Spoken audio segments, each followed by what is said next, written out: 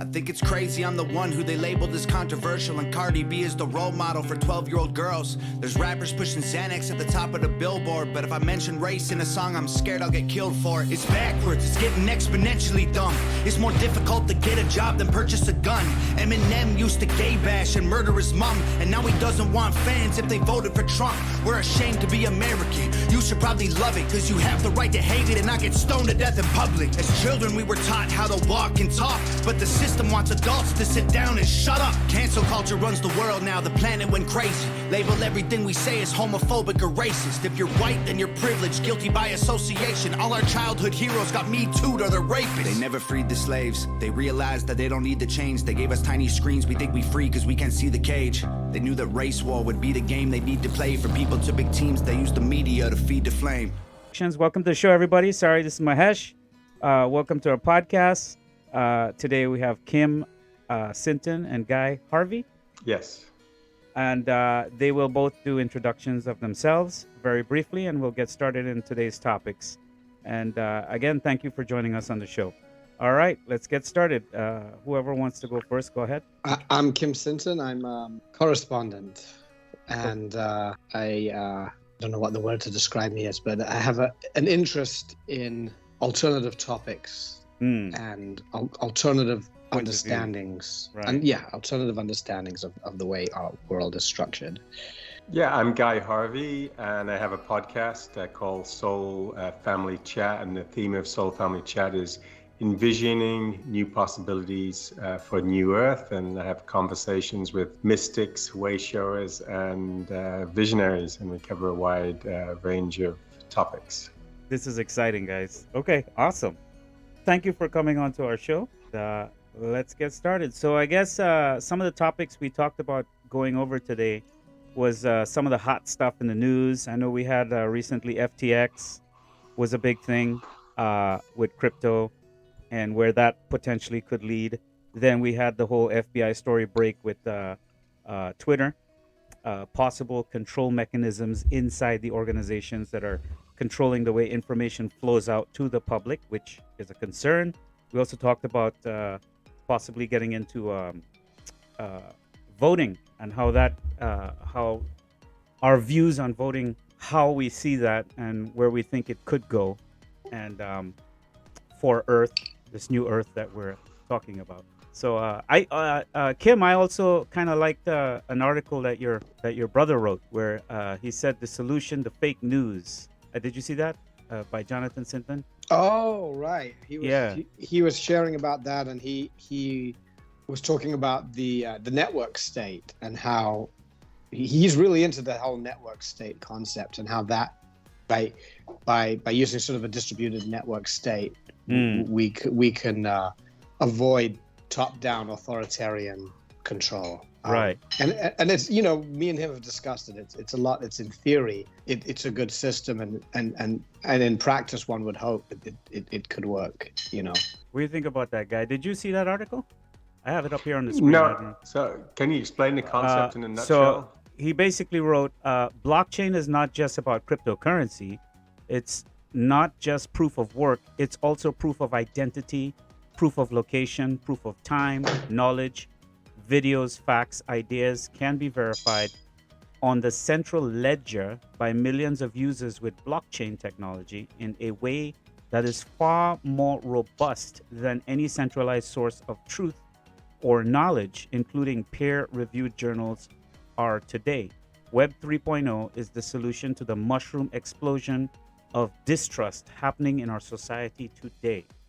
So I think he's putting a technological spin on this, on a possible solution for what we're dealing with now in society. Yeah, absolutely, because we're at the point of technology now where you can't trust anything video, anything image, voice, everything can be completely just created, and so you just have no idea. And a system where we can authenticate something would be really valuable. I mean, just give you an example. Have you been following a little bit what's going on with China with the protests? And the other day I was on Twitter, and there was a short video clip, and it was 2 or 3 guys in hazmat suits in an apartment, and there was a woman on a couch, and the caption said, she's been arrested, dragged out of the apartment, and forcibly being sent to a quarantine camp, for COVID quarantine camp. And then it's been videoed, right? Right. I mean, you just have it's just, you have no idea, right? I mean, it's just, right. It would be a very easy as peasy fake setup for anybody to do. They could have filmed that in Los Angeles, a couple of guys in suits. Right. And you have no, and I have to say that when I started to watch it, the first 5-10 seconds, all this anger came up in me, like, fuck you, you bastards, look what you're doing. And somebody said, how do we know it's real? And it's like, yeah, I generally agree. I generally understand that there is a lot of oppression going on there and related to, the zero COVID and all of that. But is this video real? I have no idea. Right. No idea. And the blockchain only provides the blockchain. With the blockchain, you can say, well, something was added to the blockchain at this time. And it's pretty hard to fudge the time and date, especially on a big blockchain ecosystem like Ethereum, because if you insert something, if you record it at a certain time and put the wrong time in, then somebody else puts another time in after you, and their time is before your time, then everyone knows that you are lying. Right. On the other hand, that does require a live insert into the blockchain. Like if you're pushing something into the blockchain that you said happened after the fact, well then, your ability to validate that isn't that much better. It does prevent people from sort of going back and changing things from the past. It's not that's why I was talking with my brother. It's not an infallible technology, but one tools built around it could add some additional level of authentication. Like what? Like retina scans, biometrics, along with the submission of well, that 0.0001 fraction of a coin into the ledger. I mean, I envisioned an app where it's just like an iPhone app, and as you record, it takes parts of what you recorded, like random segments of pixels of it, and records those onto the blockchain, and that happens real time. So that now, because it's happening real time, and the shadows and whatever else, you're recording the date and time exactly, and you're giving a location which could be faked, but someone can look at the shadows then and say, well, if it's outdoor lighting, right, if it's supposed to have happened at this time, the shadow's too short or the shadow's too long. And also it stops anyone from messing with it after the fact. And if a lot of people started doing that, if it was an app that a lot of people started using, and not all of them are bad actors, most of them are not bad actors, then, the little guy could be more authentic than the big guy. And that's kind of what I'm looking for, is that the little guy with his phone that he recorded, he recorded an event in Beijing, China on his phone. Right. And then the official story comes out and it's different.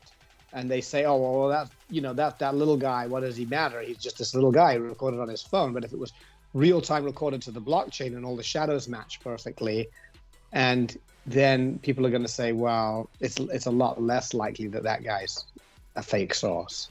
Yeah, I mean, what's interesting about anything that might be considered fake news, or if you don't know it's fake news or not, it's how the mind of all the people on the internet fill in all the information that isn't present. So, for example, the example I just gave you of the guys in the hazmat suits dragging the woman out of her apartment, supposedly in China.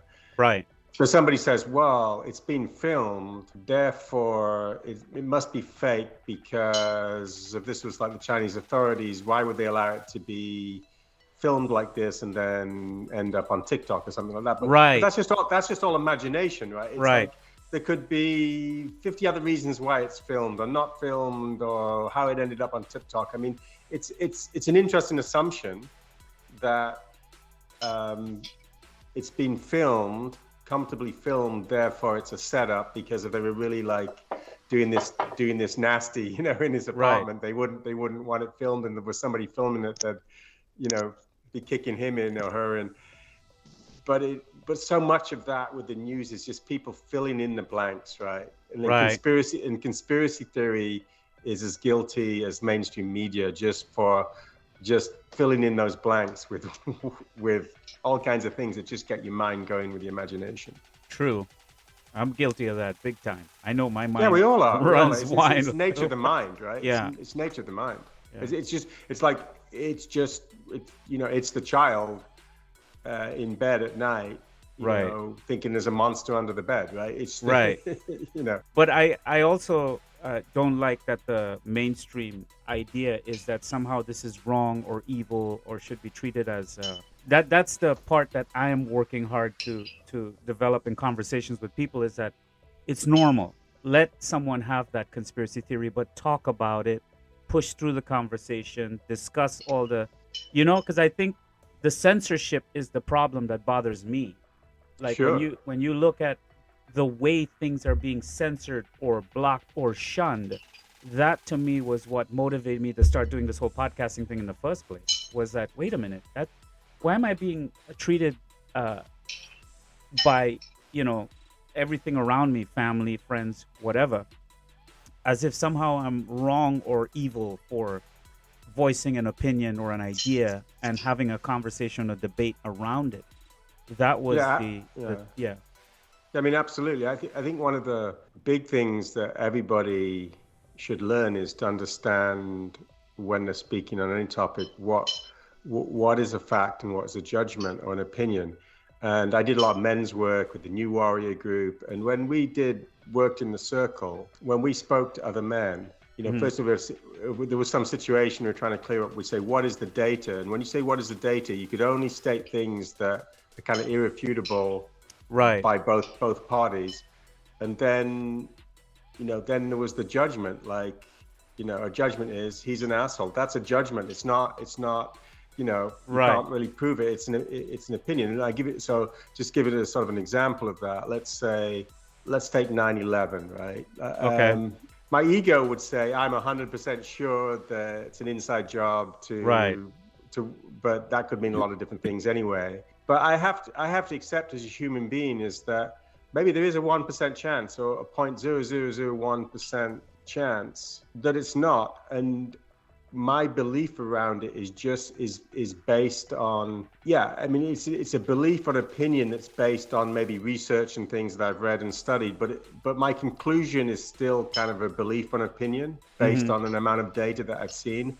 And I could be wrong. I mean, my ego feels that I'm not wrong, but I could be wrong. That if people come into debates on the internet and they have that attitude, you know, that I could be wrong, you know, that it is an opinion or a judgment. But God, when both sides just go, this is it's my way or the highway, fuck you, you know, and that's what Twitter's like. It's just, you know, you suck, no, you suck, no, you really suck, you know, it's pathetic, you know.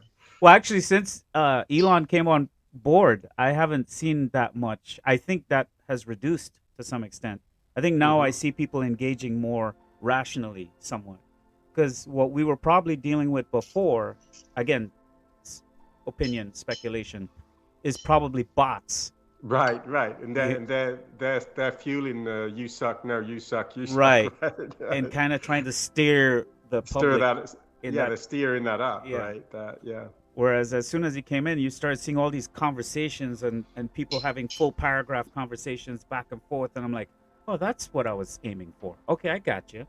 People are laying out their cases, their opinions, why they see it this way. There's a response to that, et cetera, which I think that's the healthy way that it should go. Whereas before, when bots were in control, which is what evidence is pointing to, and certain manipulated forces behind the scenes, it was more or less trying to steer the notion or the idea that it was wrong for you to have this idea or this thought, because you just get attacks underneath an idea, and there was no conversation. It'll just be like, you're this, or you're a Nazi, or you're a racist, and it'll just be bots spamming people. Right, and those are ad hominem arguments anyway. Right. And there are, I like to call it the mainstream, which sort of which refers to the mainstream media, government, mainstream opinion narrative, or whatever. Let's call it mainstream. They've declared certain topics as no-go areas. So, and if you're a celebrity, for example, like an influencer, it's very dangerous to color outside the lines on any of the no-go topics. And I mean, I'll give you an example of some no-go topics. 9/11 is a no-go topic. Anti-vax is a no-go topic. You know, elites, powerful people involved in sex trafficking is a no-go topic. And so anybody that speaks on those topics, whatever the bots, the masses, they all just reply like with ad hominem arguments. They don't actually engage you on those things, and the media does that. You look at an outlet like The Guardian, which they're very intelligent people. I mean, they're really good writers and they're very intelligent people. But when they write an article on or discuss a no-go topic, whether it's 9/11, vaccines, or pharma in general, or even GMO, anything like that, they always attack the psychology or the emotions or whatever of the people that have the opposing opinion. They never actually engage in debate on the topic because it's a no-go area. It's kind of like the age-old, you know, we don't negotiate with terrorists. Like, it's like we don't debate with people that hold these opinions. And then you look at the Prime Minister of Canada, Justin Trudeau. Trudeau, when he was talking about, you know, people that believe in their own medical freedom, I like to use that term rather than their term, the anti-vaxxers, people that believe in medical freedom, he said, they hold unacceptable views. It's like, unacceptable, what does that mean? Like, you know.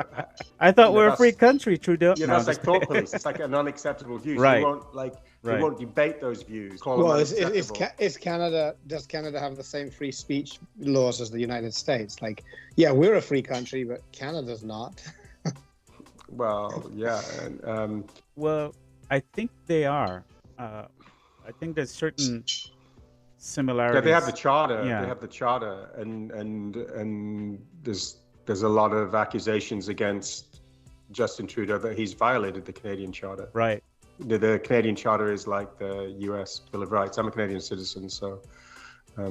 I mean, freezing accounts of people who are protesting. I mean, stuff like that. All these things which I'm glad happened to some degree because it really woke a lot of people up to like why this whole crypto thing is important, or systems or methods that could help somewhat give us protections or leverage as we move into the future of one side dominating the other, you know? Yeah, well, they showed their hand, right? It's like, there's kind of a principle that I've noticed is that, and other people have, you know, brought this to my attention is that what's going on right now is the powers, the handful of, it's literally a handful of people that control the world, and then they have a team of minions below them and a team of minions below them, but it's really just a handful of people.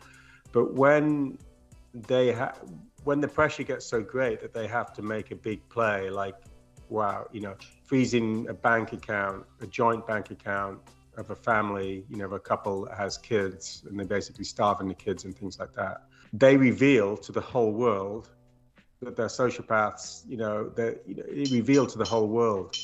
And I was just thinking about this the other day. Well, they reveal the power that they have. Yeah, they reveal who they are. They, you know, because they try and put out that they're democracy and they're this and that and just, but then they reveal themselves. I was thinking about this in the context of Twitter the other day.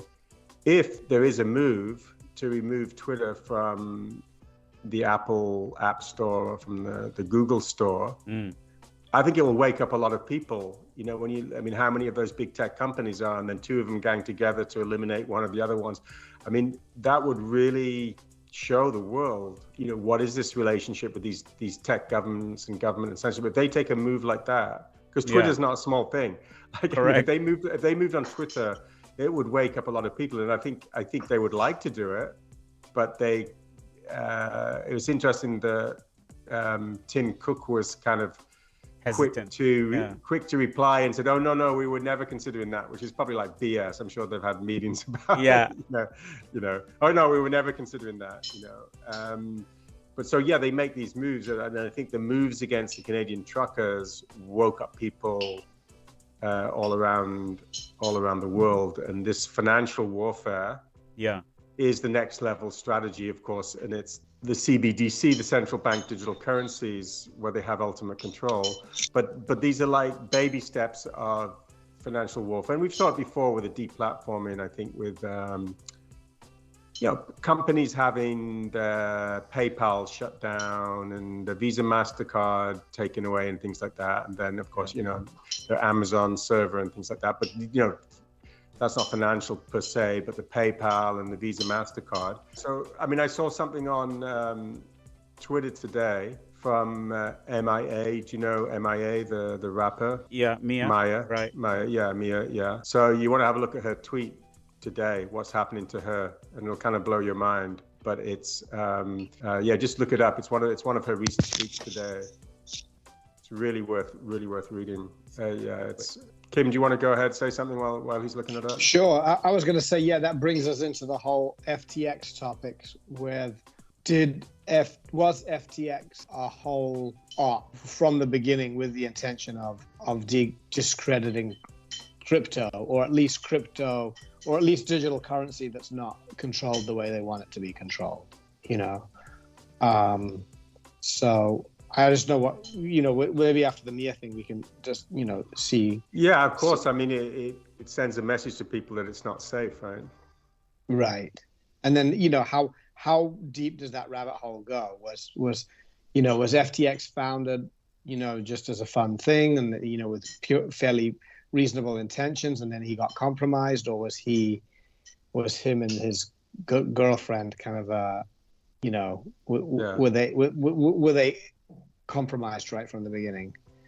And Mahesh, she the one where she quote tweets herself. That's the one now. You got the cursor over now. My world is my world in the last 2 weeks. Just read that. It's just mind blowing. All right, this is Mia at MIA Universe on Twitter. And she says, "My world in the last 2 weeks in UK has been attack after attack, from the powers that be, and machine control automation, freezing accounts, cutting off my phone, court cases, stopping my mortgage, canceling orders, remote sabotage of energy and water, road cameras, patents, blocks." What? Patent blocks. I guess she's got patents and they're blocking them. Yeah. Wow. Well. And why is that? Is because she's just been dropping the truth on Twitter, basically. And also she did an interview with Candace Owen, which I honestly, that's one of the best podcast interviews anywhere right now. A really good interview. Okay, I'll look it up. What kind of stuff is in there, guy? She's pretty aware of all the control in the world, and she talks about like being a celebrity, how she's not allowed to she's not allowed to say what she wants to say, or she gets cancelled and they cut her business. And I don't know exactly what's going on from the tweet, but it sounds like lawsuits. It sounds like, I imagine the people that she has contracts with, recording music and things like that, they're probably pulling her like, well, the way you're speaking is, they have things in contracts, right, about brand image and stuff like that. They're probably saying, oh, this is like, this is gonna, it's gonna embarrass our brand and all of this kind of thing. I mean, she's talked about child trafficking. She certainly talked about the medicalization, the vax. I mean, I first became aware of her when she gave an interview, and she mentioned something about the vax, and they started to cancel her. Then, I mean, she's been cancelled several times before. I mean, and it's interesting. I mean, they really don't like her because I think that she'd be considered somebody that was kind of ideologically left. And I think I know we agreed not to talk about this, but I'm just going to talk about it from a peripheral point of view.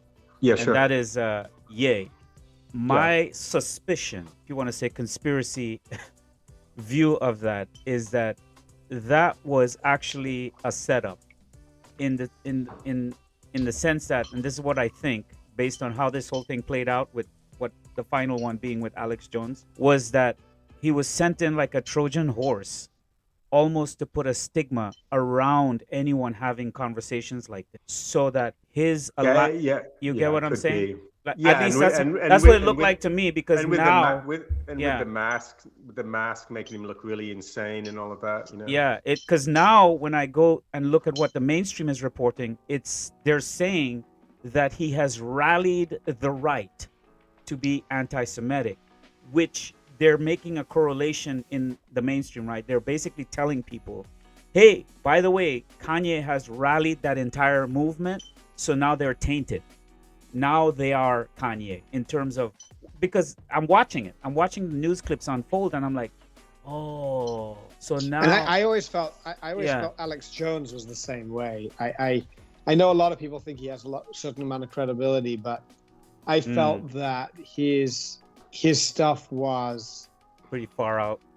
Yeah, and it was he would cover topics that did have credible stuff, but then he would take it further to La La Land, where some of the stuff there was stuff mixed in with it that was true, and there was stuff mixed in with it that was not true. Not saying not everything he covered was not true, but then he tainted it with some wacky stuff sometimes. Now he may or may not have been, but he may have made. But you know, a good example is what he got the lawsuit for, which was saying that Sandy Hook never happened, and they obviously they knew it happened, and I wouldn't be surprised if that was all a setup as well. You know? Yeah, I think, Kim, I think it's a really interesting point you make, because if you look at the whole trajectory of censorship, it started with Alex Jones.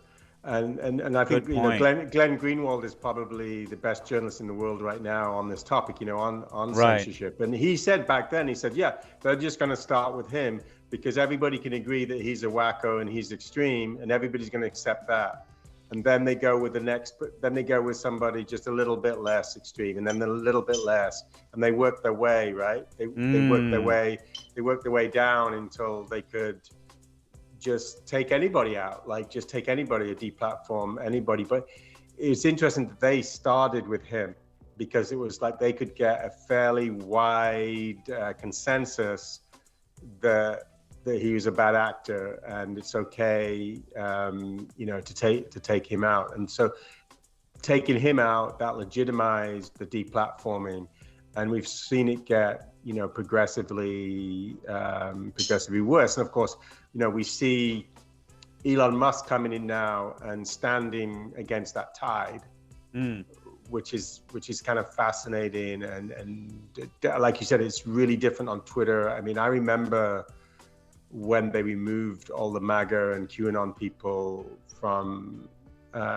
Twitter, and I had friends. Like I have a friend who's single mother in Toronto, you know, a beautiful person, sort of holistic, natural lifestyles and things like that. I don't know. Maybe she shared a few tweets, or she had MAGA or something QAnon-ish in her profile. She was one of hundreds of thousands of people that they just nuked over a period of several days and things like that. And that was from my perspective, that was a complete crime. I mean, those people, their voices were cut off. I lost connections with that particular person. I'm friends with her, and I know her on Telegram and so forth. But I had strong connections with the Twitter that I don't know how to contact them. I don't know how to get hold of them. They were completely cut off. But it all started with the Alex Jones thing that legitimizes it. Sandy Hook. Yeah. And so what Kim is saying, you know, it might make sense. That he was part of it. I would like to say one thing though, like the whole thing about, I don't really get into the whole, you know, disinfo agent kind of debate, because that can also be like just another divider, right? And it can also be used against good people. And also it doesn't really matter, because truth, we discern the truth from within, from our own frequency and vibration. And I mean, I used to listen to Alex Jones back in the day, years and years ago. Then after a while, I go, just a minute. There's one thing I'm noticing with Alex Jones is there's never any positive solution. Like the only thing that he ever offered was just tell other people how dark shit the cabal and what they're going to do. Like the only solution he ever offered was share the darkness with other people, right? Right. So, and I started to feel like, wow, but he doesn't like talk about frequency and consciousness, and it was always just, no, just share this news of, just tell everybody else what they're doing and the new world order.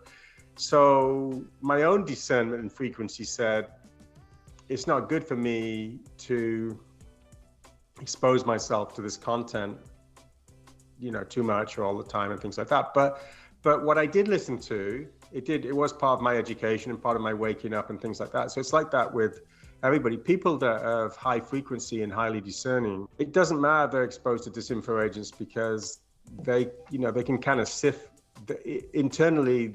They'll know what resonates and what doesn't resonate, and that's the whole thing. Like that's kind of crazy with that's the problem with the old kind of ad hominem argument, is like he's a Nazi or he's a this and that. Is that, first of all, there is no like sort of any information, there is no kind of exact truth anyway. And so people can be right one day and wrong one day. I mean, look, Kamala Harris, I can't stand her. I think she's one of the most fake, superficial politicians that the fake, superficial system has ever manufactured. Yeah, but when they made that big deal about her buying a, I don't know, $350 cooking pot in France, I stand with her because it's fucking ridiculous. It's her business. Somebody of her social class people buy that level of cooking pot all the time. If she'd bought a $350,000 yacht, maybe talk about it. But right. So what I'm saying is that you don't have to be all in with everybody. Right. Correct. I tell people that about Trump too. When people say like, I might like one or two things or something, and I point it out, and it becomes this big topic about, you're racist and all this ad hominem stuff that goes on, and I'm like, what's the big deal? It's just a conversation. We're just talking. I just happen to say something I may like. I'm not saying the man is Jesus Christ. I mean, what's Well, there's the irony on that. There's the irony on that, Mahesh, in that. So people are stereotyped for being a Trump supporter. So like if you say anything you like nice about Trump, then they say you're racist. Well, that's stereotyping, because they're saying all the Trump supporters are racist, which is absolute. I mean, it's horrible stereotyping. And then when you think about that, racism, really, the basis of racism is stereotyping. So it's definitely like a pure hypocrisy. It's like, they're accusing you of what they're doing to you. Jimmy Dore. I don't know if you guys watched Jimmy Dore. Yeah, I like Jimmy Dore. Yeah. I have watched him. Yeah, he makes that reference a lot. He always says that they are always labeling you or attacking you with their shadow, with who they are. Like they're projecting onto you. Who is it from? I think he says it's from. I think Jordan Peterson talks about that too, and a few other people. Where you notice this. That's really what's going on. Is people are just projecting onto people their insecurity, their darkness, how they feel or see the world. And so they project that out onto you, which is why I'm very confident and secure in myself whenever I come across these types of arguments or conversations, because I feel like, okay, this person is just spewing how they're seeing the world onto my idea or thought or expression. And so I don't take it personal. I'm just like, okay, this person's just still waking up. Move on. And I keep, going on and talking and conversing and moving on. So I don't, which I feel somewhat sympathetic to that person, because I'm realizing that, I could be causing major distraught psychologically to this human being, because they're not ready to dive into such a topic or conversation yet. Although I do get stubborn with some friends of ours, because I just want to have fun a bit sometimes. But so I'm guilty of that too. I get that, but I'm working on that. Yeah. Yeah, I mean, the powerful forces sort of behind all this control love to create package deals. So and this has been going on for long. This has been going on for a long time. I mean, it's before even the thing that the mainstream calls a pandemic. Before that, I remember reading an article in The Guardian a few years ago, and I'm trying to think what it was about.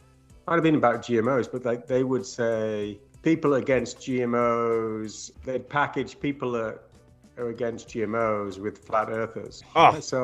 So they're doing the same with vaccines. They're doing the exact same thing. Yeah, and Kim and I have shared some laughs over what happened in Fairfield when we had a freedom rally. When was the freedom rally? Was it in 2021? Probably, was it? I think it was probably early 20. Yeah, mid. Oh, 2020 was it? Maybe 2020 it was. Maybe it was either late 2020 or or late 2021 because it was getting cold. I remember that.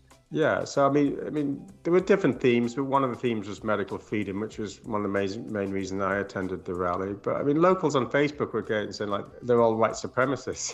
It's like, oh, okay, I want to express my medical freedom. How did I get from I want to express my medical freedom? Oh, and somebody spoke. Oh, and he was at January the 6th demonstration, right? The January the 6th protest, and so he spoke, and then you must be white supremacist. And anybody attending the rally, therefore, is like an insurrectionist or an insurrectionist apologist. I mean, it's very weak intellect. I mean, it has no kind of thinking. It's stereotyping too. Yeah, this kind of thinking is very weak intellectually. So how do we? If you went to university and did philosophy or logic or something, none of this stuff would stand. Well, sadly, most of the people we engage with in our society and around us, even family and friends, I don't think much of them have education in philosophy or even, I mean, the average consumer-minded person is just consuming news and regurgitating whatever they hear as a talking point. Yeah, and like I said to you earlier, people don't actually understand that what they're saying is a belief or an opinion that they have formed from information that they've consumed. They actually think it's like it's the truth because they've decided it is, Right. It's like, and it's very weak. It's weak minds, really weak minds. So it's a spiritual thing, right? So how do we help in conversation open up? It's a lot of learning, I'll tell you that right now, for me also. Like I've been going through a lot of learning of like, well, how do I engage with this person? How do I open up the floor? And sometimes I just use brute force, sad to say, because I just feel like, well, how else do I have to kind of come in with a shock and awe statement to open up the platform or the floor for debate. And then when they go, what do you mean by that? Or how could you say something like that? Then I go into, well, this is why. And then I, try to take them on a journey in the conversation. But it is difficult because some people immediately attach their ego to an idea or an opinion or a talking point. And they feel that when you're attacking the idea, but they're physically attaching their emotion and physical being to the idea. So they can't separate the two. So when you go after the idea, they perceive it as a personal attack physically. Like they actually feel the pain physically. Like, oh, this person's attacking me. And which couldn't be further than the truth. That's not what we're doing. We're just attacking ideas because that's what ideas are supposed to do. Ideas are supposed to debate and argue each other and fly around in the air. If you think of it like a cloud service, right? They're just ideas in the cloud and we're all just thrashing them around to extract the truth from the clashing of them, right? Because that's what happens when you clash ideas together. You sort of like, oh, well, this is the idea I have and this is the idea you have, and they collide midair, and then something third is born or emerges out of that to something else. Like, oh, we have discovered something new when we clash. I think Mahesh, I think the one of the reasons that people have it's almost painful for them is that having fluid identity is not something most people are going to be comfortable with. So most people want to say they want to say, okay, I'm a Democrat, or I'm a Catholic, or I'm a Christian, or I'm a Scientologist, or I'm a TMer. I'm a TMer. So that and that was so if they don't want to be completely responsible for their identity on a day-to-day basis. They want to be able to just sort of attach themselves to a package, you might say, or a predefined. They basically want. It's like getting a pre-made meal. Not everyone wants to cook their I like own that meal. analogy. Yeah. Yeah, not everyone wants to cook from scratch. So then you go to Walmart and you buy a frozen meal, and that's what you get when you buy a frozen meal. It's not the same as if you decide, oh well, what is really good for me, and I'm going to cook it fresh. And that's the same with your identity. Is you're just going to attach yourself to one identity and say, okay, I'm a Democrat, and then because they don't, it's almost a laziness similar to buying the packaged meal in Walmart. There's a laziness where you say, I don't want to be responsible for my own identity. So then they'll fervently defend any ideas that go against, say, the Democratic Party narrative. And unfortunately, I feel like these political parties and religions have become that way too, unfortunately. But religions are more stable. But the political party is just like a brand, and they get people hooked on that brand, and then they actually pull the rug out from under their feet. Like the Democrats were the peace party. They were the ones against war. They were the ones rallying against all the wars. Right. And now they turned that around to where the Democrats are saying, no, we need to fund this. We need to give weapons to Ukraine.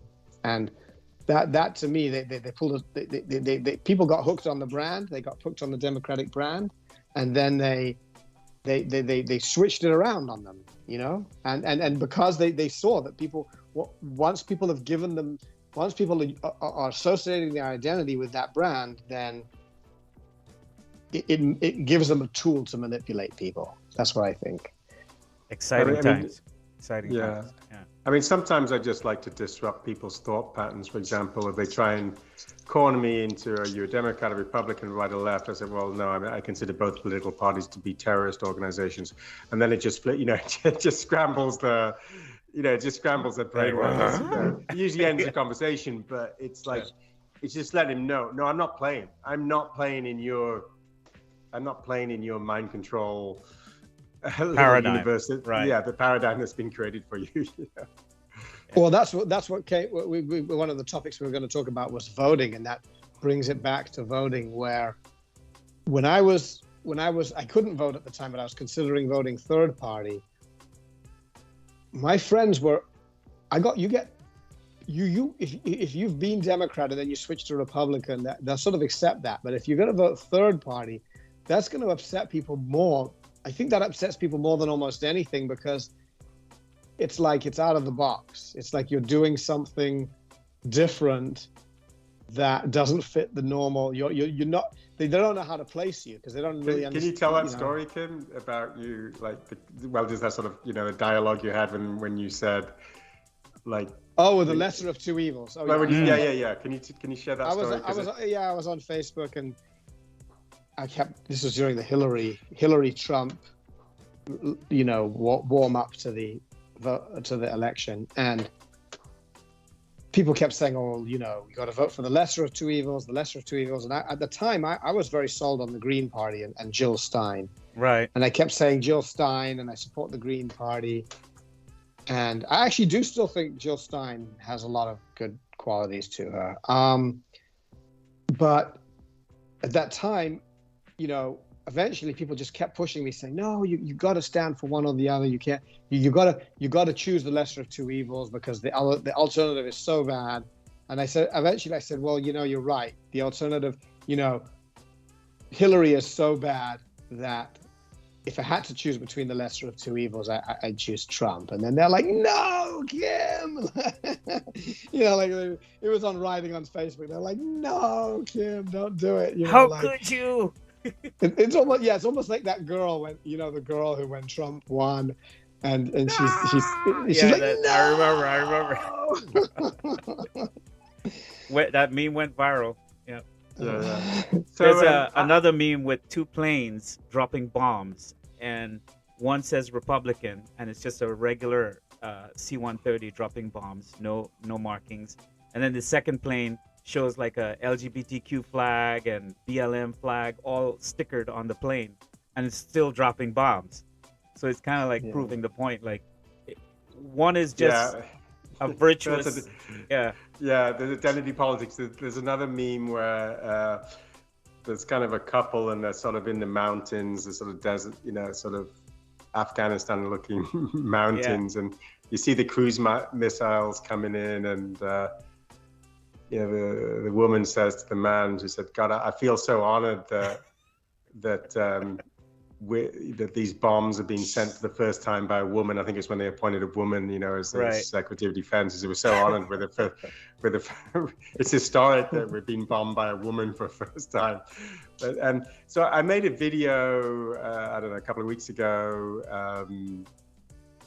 I'll put it in the link in the description below when the show is. Is voting a form of suppression? Maybe I made it, which is like a week ago. Is voting a form of oppression? And then asked it for people's opinion. So here's my concept. Okay. So this is sort of like like sort of an analogy that sort of gives you an idea of how I think. So imagine we're all in a prison camp. And we've been in this prison camp, and maybe it's we're not, it's unfair that we're in the prison camp. We've been maybe in prison for our political views or something like that. And then there's kind of a prison camp commander, and he's pretty rough, and he kind of beats us when we don't do what we're supposed to do, and this and that. And everybody's kind of united against that guy, and people are thinking maybe we should we should escape and stuff like that.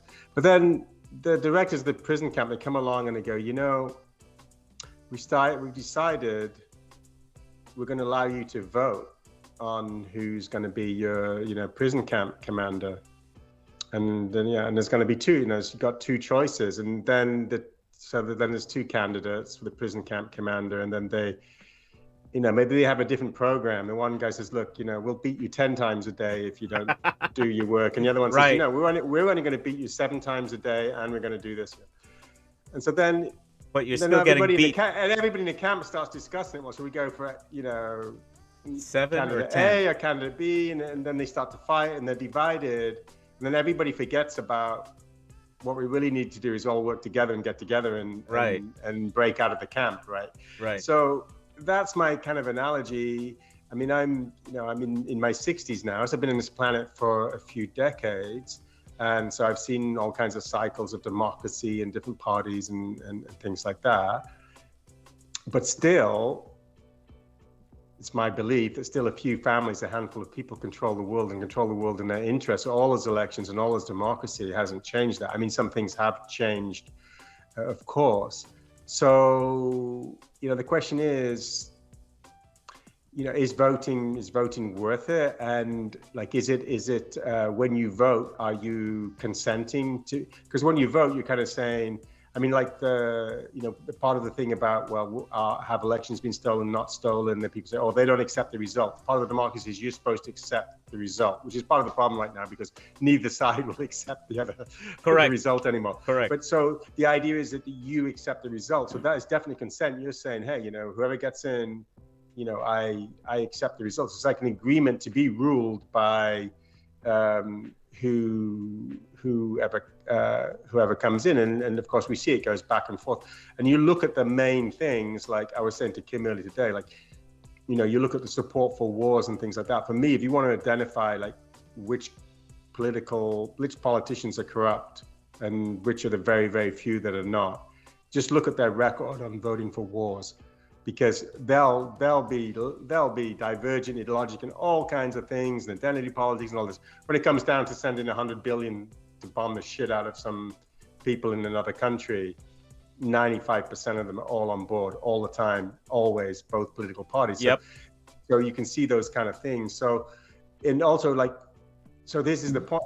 What I want to say is, you've seen it during election time. You come on Facebook and these little pop-ups come up, like, don't forget to register to vote. Vote is important. Don't and forget it's on to be Google. a slave. And then you've got those really, really bad cringe videos of the celebrities, and we're voting and voting and voting. So this is what I have a few theories of everything. So one of my theories of everything is, if the mainstream is pointing in that direction, The truth is probably The opposite. in that direction. So if they're pushing voting all the time, why, like, they push, everybody getting medicalized. They push everybody supporting the war in Ukraine. So why are they pushing voting? Now, and what I said in my video is there is a theory, of course, that higher turnouts in elections favor the ideologically left parties, right? Like that. It's the same in Britain. It's the same here. They say when there was a bigger turnout, the progressive candidates win more. So you could say, well, that's why the Hollywood people, they're leftists, so they want more people to vote because the big turnout. But I think it's more than that. I think like if nobody voted, it would delegitimize their system. But I'm not like, that's a tough one. I'm not like hardcore on this. I mean, I think there are times when I think it's a personal thing. Like I might want to vote. Like I like our local candidate here for Iowa State Representative Jeff Shipley. I don't agree with everything that Jeff Shipley stands for, but he's been a leading advocate for medical freedom in this state of Iowa, and he really stood with families whose children were being masked during the thingy. And stuff. And these children, one of these children was getting all kinds of illness on their face and everything, a really serious situation. And he stood with those families and stuff like that. So I would look for candidates who are I would vote for Jeff because, and you actually know him. I think that helps. Yeah, I know him. And also it's not national. There's something about the national politics. I'll just say one more thing, and then I'd like to hear your feedback. It's like, so this is sort of a bit of my theory, and one of my guests was kind of sharing this with me the other day too, is that that the mainstream presents big political problems with the only solution being big political solutions. So the example might be student debt relief, or let's say wealth inequality, Amazon. Wealth inequality is a big problem. So the big political solution is to tax Amazon and Apple and everybody else and bring that money home and then share that money amongst the masses. And so that's the way to deal with that thing. So it's a massive political problem and it needs a massive political solution. And then candidates come forth and they campaign for it. Presidential campaigns are all built around it. And you notice that those things are never, ever, ever delivered. They never deliver on canceling student debt. They never deliver on taxing Amazon or taxing Apple. But they always dangle those carrots. Yeah. But my thinking is right now is, wealth inequality, shop local, buy local food, start building our own communities, learning to do our own things, not shopping at Amazon, not feeding off the matrix. It's like disengaging from the system. It is a tough one. It is a tough one, but but if you notice these big political solutions, they don't involve any changing of the system of how we behave. It's like Amazon's great as long as we just tax them. But no, Amazon is like, look, there's some good aspects. Amazon's super convenient and all of that.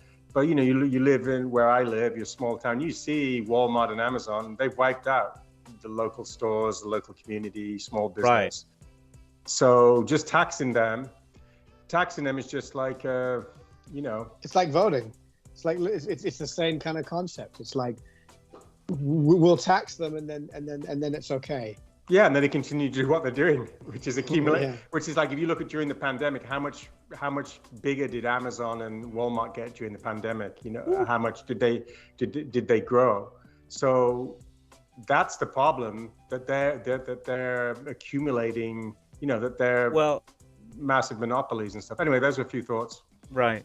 I want to add another dimension to that taxation thought, and that is that if we're going to start taxing anyone right now or increasing the tax rate, what good would it do if just by simply looking at the way funds are managed right now in government?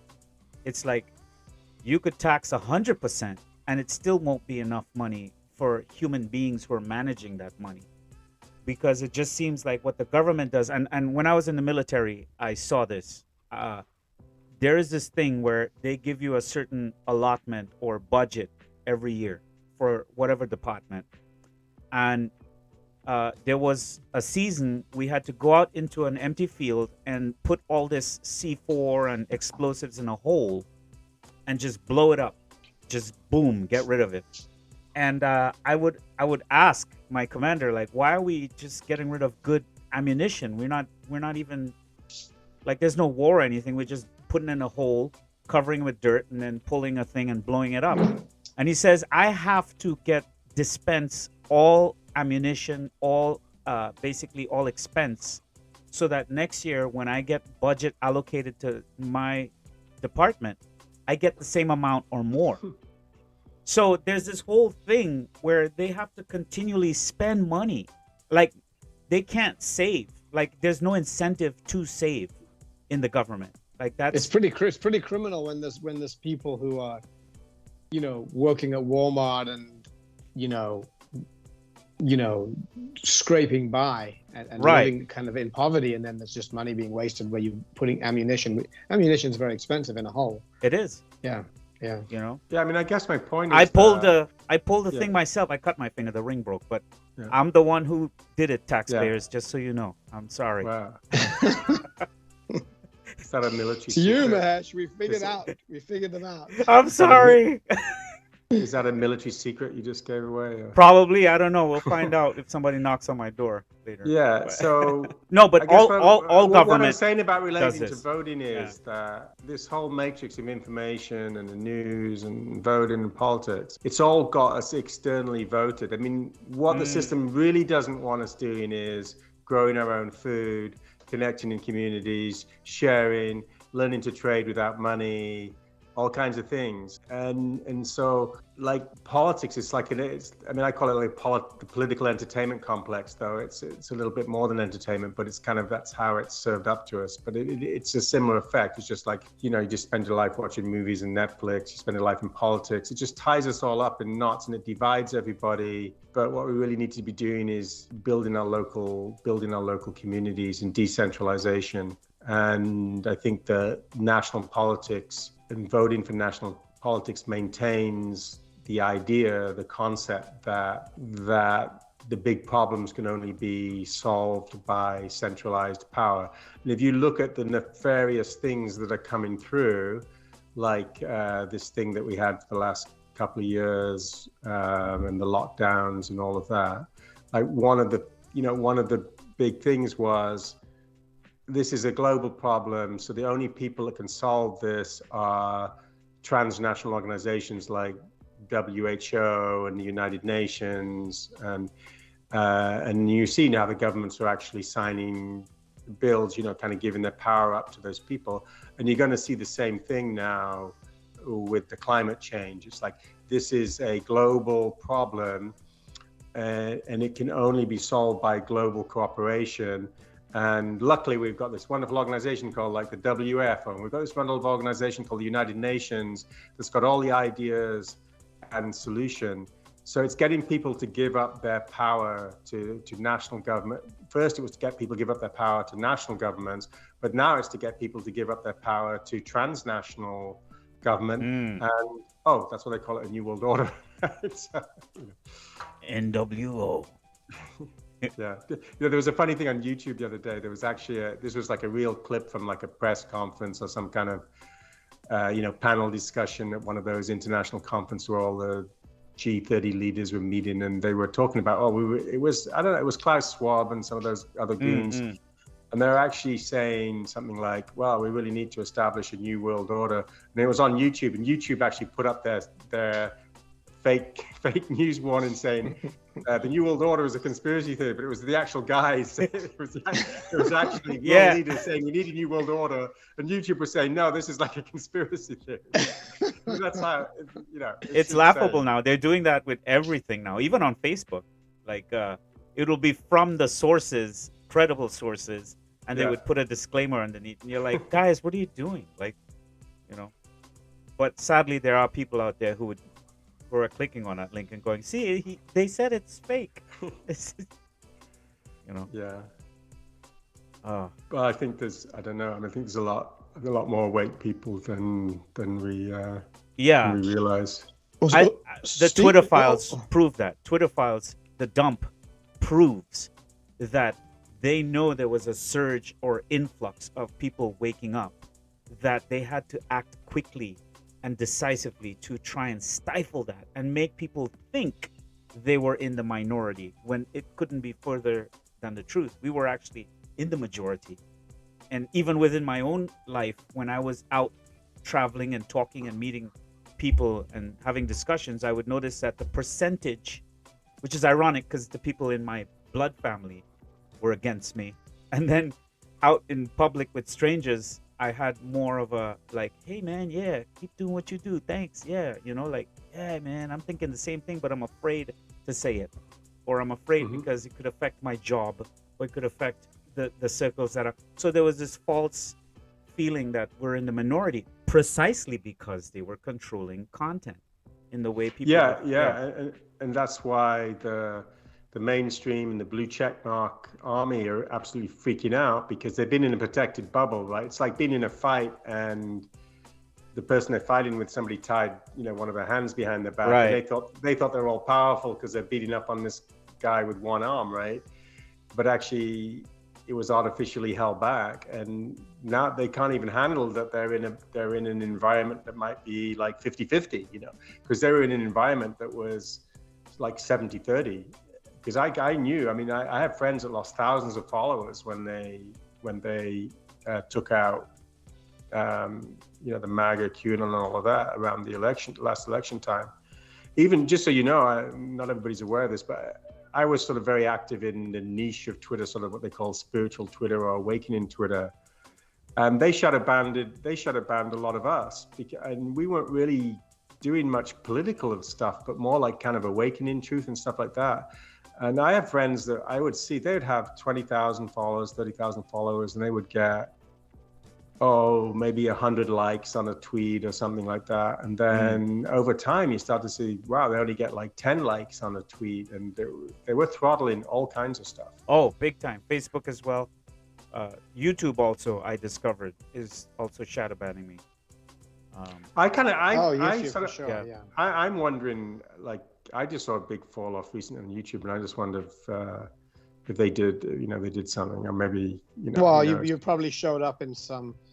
They probably run a script from time to time, and if you say the word, the wrong vaccine-related words, and they can tell they've got an artificial intelligence to tell if you're an anti-vaxxer, and they probably only process that every few months, and then when.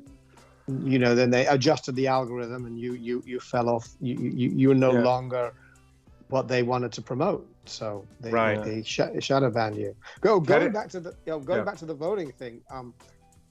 I think I really do agree with your point, Guy, and that Bernie, I think, was a good example, because Bernie's somebody that I don't necessarily agree with all of his ideology. I'll say that up front. He was pretty strong socialist, and even though socialism sounds like a nice idea, we know the issues with it is that you give the government more power when you do that, and then the government more likely than not abuses that power. But on the other hand, why could they not let Bernie in? Well, Bernie, by anyone who sort of knows the history of it, pretty much knows that some shady stuff happened for Bernie not to win the primary. Oh, I remember that. Yeah. And why could they not let Bernie win the primary? Well, Bernie was the guy who voted against war, and Bernie was the guy who set up non-GMO labeling for Vermont, like banning requiring GMO labeling in Vermont. And Bernie was the one guy who stood up and said the Iraq war is wrong and we shouldn't do it. So there was no way they were going to let him in. And that kind of in a way proves the point, Guy, that even if there is a candidate that comes up who's not sort of controlled, they do almost whatever it takes to make sure that person doesn't get elected. And Bernie's a good example because he's sort of, I know some people on the right, because they disagree with his socialist things, got pretty worked up about Bernie, but it wasn't really about the people on the right. It was more about the people on the left, and very few people on the left, even if they preferred Hillary, they still understand that Bernie was a great guy in his own way. and he's a very likable guy. And I think there's something about of sort of like human integrity that transcends the left-right ideology. Like, for example, I remember like Dennis Kucinich was sort of good friends with Ron Paul, and one was sort of considered, one was considered right, one was considered left, but they had kind of an integrity of not being corrupted. right. And and I agree with what Kim.com says is there's good and bad ideas on the left and right. What we need is good ideas, not left-right ideas or right ideas. We need good ideas. And just lack of corruption. I loved your point earlier, Guy, where you said you can tell who's the person who's not controlled by whether they voted for war or not. It's kind of a pretty good litmus test. Guys, I better take off. I've got a few things I got to do, and it's been Well, it was a great discussion, very profound. I think on the next one we should probably, or maybe on your episode, Guy, on your channel, we do a discussion on maybe how we have some ideas on moving forward or taking humanity in a direction of alternatives to voting. Sure. And because I know you'll be more organized than I am. So sorry, guys, about that. This was more of a spur-of-the-moment conversation. I wanted to introduce you guys to some other thought leaders that are out there in the world, which we all are individually, little thought leaders, and we should see ourselves as such. And we all have something to contribute, and we should not be attached to ideas or opinions. They are just that, and they are for discussing and debating and arguing, so that we all can come to some kind of a truth in that. And we can all live in harmony. Really, we can. There is no need to attach physical pain to ideas or be hurt. And I'm excited. We're moving into a new way of life on Earth, and I think it's a great time to be alive for all of us. So again, thank you guys for coming on the show. It was wonderful. I look forward to much more conversation. Kim, thank you. Guy, thank you. And I will put thank you, Mahesh. Thank you. I will put links to your podcast down below. I'll get that information from you on Telegram. Thank you, Guy. Thank you. Jay Gurdell. Thank you. Thank you. Bye. Yeah, Thanks. Bye. Hip-hop diet is full of guys who cannot even rap. Media dividing us by colors, white or black. If you believe in Jesus, these days Christians get attacked. If you don't hate police, then everybody thinks you're whack. And everything's so connected. Black Lives Matter got so aggressive. White folks who agree can't support the message. Both sides go to war because they don't respect it. Our social climate from the global tension turned to total violence and a whole depression. We could unify and then I'll go against them, but we let them divide us with votes and elections. Hey, the music we bump, all about shooting guns and doing drugs. Hey, whoa, the things that we want are promoted subliminally through the songs like, you need a fast car, you need designer clothes, you need a rap star to tell you to start popping pills, hit the blunt and go live at the club till you're broke. It's all controlled by the elites, put fake news all over our screens, convincing the right to go fight with the left and distract from the fact it's each other we need. Divided by race and religion, segregated into teams. You a white supremacist. If you're not, I guess you Antifa. Screaming from the rooftops, beat down battered.